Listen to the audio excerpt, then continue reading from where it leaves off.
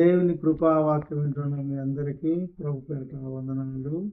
పరిశుద్ధ బైబిల్లో నుండి ఒక వచనాన్ని మనం చదువుకుందాము. అపోస్తుల కార్యములు 16వ అధ్యాయము 28వ వచనాన్ని చదువుకుందాం. అప్పుడు పౌలు, నీవు ఏ హానియు చేసుకునవద్దనియు మేమందరం ఇక్కడే ఉన్నామనియు బిగ్గరగా చెప్పాను. ఆ సమయంలో పౌలు లేకపోతే ఆ చెరసాల నాయకుడు తమకు పొడుచుకొని చచ్చిపోయేవాడు. పౌలు ఉన్నాడు గనక ఆ మనిషిని బతికించాడు, ఆ మనిషిని దేన్నపరిచాడు. ఏ హాని చేసుకోవద్దని బిగ్గరగా చెప్పాడు. ఎమ్మడి ఆగిపోయినాడు ఆయన. దేవుని బిడ్డలు అక్కడ ఉన్నామంటే ఆ కుటుంబానికి ఆదరణ కలగాల. మనము చర్చాల్లో ఉన్నామంటే అక్కడ ఉన్న వాళ్ళకి రక్షణ కలగాలి.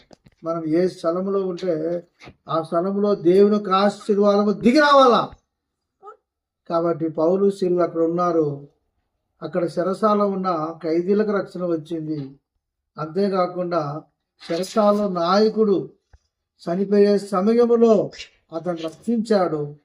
అంతేకాకుండా అతడు ఆత్మహత్య చేసుకోకుండా ఆయన కాపాడినాడు. అలాగ నీవు కూడా ఏ ఇంటికి వెళ్ళినా సరే, ఏ స్థలంలో వెళ్ళినా సరే, నీ వలన అవతల మనసులు జీవింపబడాలి, అవతల మనసులు రక్షణ పొందాలి, అవతల కుటుంబానికి మేలు కలగాలి. పౌలు వలన చెరసాల నాయకుడు బతికారు, ఖైదీలందరూ కూడా రక్షణ పొందారు. కాబట్టి ఈ వాక్యం వింటున్న నీవు కూడా తొందరపడి ఏ హాని చేసుకోవద్దు, ధైర్యంగా ఉండు. దేవుడు నిన్ను కాపాడుతాడు.